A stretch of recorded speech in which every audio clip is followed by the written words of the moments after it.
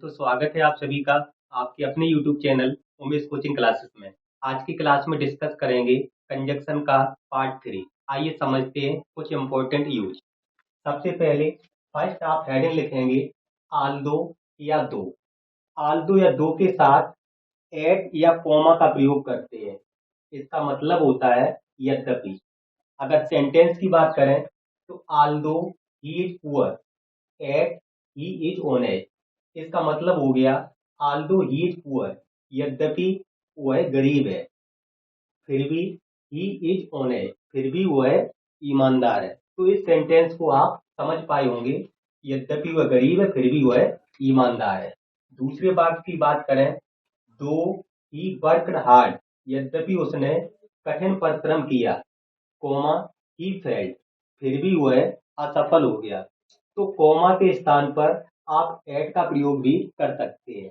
Aldous या दो के प्रयोग में एट का प्रयोग कर सकते हैं या एट के अलावा कोमा का प्रयोग कर सकते हैं। नेक्स्ट प्रयोग की बात करते हैं एज सून एज का प्रयोग। एज सून एज का मतलब होता है ज्यों ही डॉट डॉट त्यों ही, यानी ज्यों ही के अर्थ में एज सून एज का प्रयोग करते हैं। जैसे as soon as I reached the station, comma, the train started. as soon as का मतलब जैसे ही या ज्यों ही। ज्यों ही मैं स्टेशन पर पहुंचा, कोमा, रेलगाड़ी चल दी। तो as soon as के प्रयोग में आप कोमा का प्रयोग करते हैं।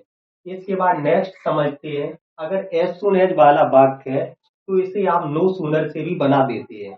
अगर हम नो सूनर की बात करें तो आपका सेंटेंस बनेगा no sooner did I reach the station, ज्यों ही मैं स्टेशन पर पहुंचा, देन द ट्रेन स्टार्टेड, त्यों ही रेलगाड़ी चल दी।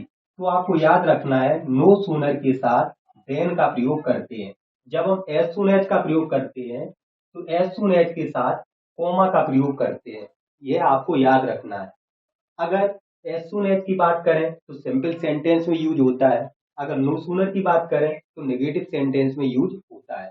आगे बात करते हैं लीस्ट का प्रयोग। लीस्ट का मतलब होता है कहीं ऐसा ना हो या ताकि डॉट डॉट ना, ताकि डॉट डॉट ना या कहीं ऐसा ना हो के अर्थ में लीस्ट का प्रयोग करते हैं। और लीस्ट के साथ हमेशा आपको याद रखना है शुड का प्रयोग किया जाता है।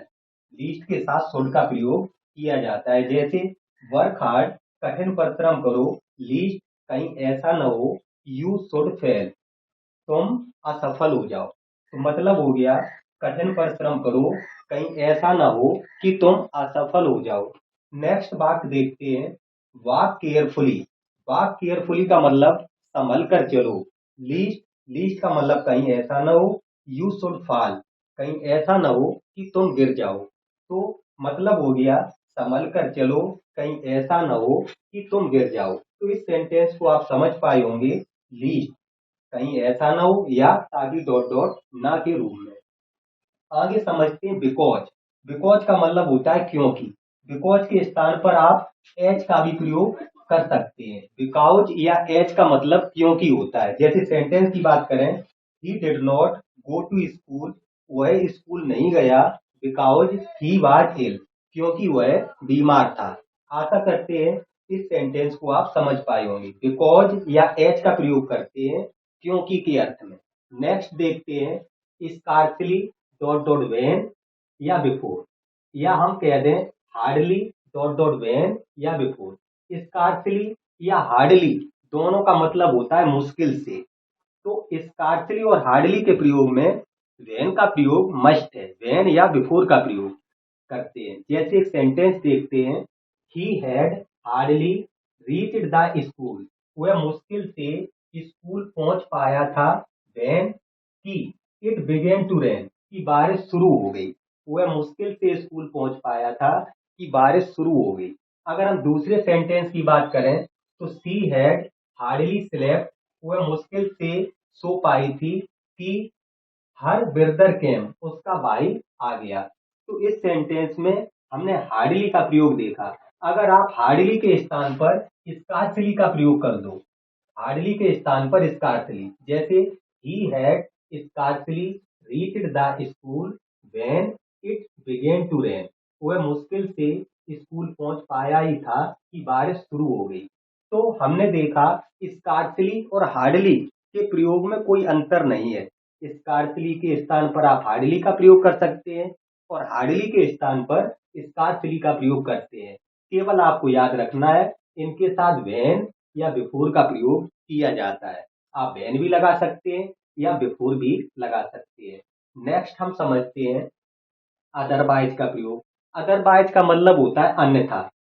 ईल्स ईल्स का मतलब भी अन्यथा और ईल्स का मतलब अन्यथा। तो देखिए बात, वर्क हार्ड कठिन परिश्रम करो, अदरवाइज का मतलब अन्यथा यू विल फेल अन्यथा तुम असफल हो जाओगे। तो मतलब हो गया कठिन परिश्रम करो अन्यथा तुम असफल हो जाओगे। दूसरा सेंटेंस देखते हैं, वॉक फास्ट। वॉक फास्ट का मतलब तेज चलो, अदरवाइज अदरवाइज का मतलब अन्यथा you will miss the train तुम्हें रेलगाड़ी नहीं मिलेगी। मतलब हो गया वॉक फास्ट तेज चलो अन्यथा तुम्हें रेलगाड़ी नहीं मिलेगी, you will miss the train. Next समझते हैं इफ का प्रयोग। इफ का मतलब होता है यदि। सेंटेंस देखते हैं, इफ यू वर्क हार्ड यदि तुम कठिन परिश्रम करोगे, यू विल पास तुम पास हो जाओगे। हमने देखा इफ के प्रयोग में, इफ यू वर्क हार्ड यदि तुम कठिन परिश्रम करोगे। आपने देखा फ्यूचर इंडेफिनिट का वाक्य है यदि तुम कठिन परिश्रम करोगे, लेकिन इसे हम प्रेजेंट इंडेफिनिट में बनाते हैं। हमने इसमें विल का प्रयोग नहीं किया इफ यू वर्क हार्ड, क्योंकि कंडीशनल सेंटेंस इफ की अगर हम बात करें तो इसके साथ हम प्रेजेंट इंडेफिनिट का प्रयोग करते हैं, फ्यूचर इंडेफिनिट का प्रयोग नहीं करते हैं। तो यदि आप कठिन परिश्रम करेंगे तो आप पास हो जाएंगे। तो इसमें आपने देखा if you work hard you will pass. दूसरा देखते हैं, if you come to me यदि तुम मेरे पास आओगे, आई शैल हेल्प यू तो मैं तुम्हारी सहायता करूंगा। यदि तुम मेरे पास आओगे तो मैं तुम्हारी सहायता करूंगा। तो आज की क्लास में हमने डिस्कस किए कंजक्शन के कुछ इंपॉर्टेंट यूज, जो कि पार्ट थर्ड है। पार्ट फर्स्ट और पार्ट सेकंड आपको पहले से ही प्रोवाइड करा चुके हैं। यदि क्लास पसंद आई है तो प्लीज वीडियो को लाइक करें, चैनल को सब्सक्राइब करें, अधिक से अधिक शेयर करें। आप सभी का बहुत बहुत धन्यवाद एवं आभार।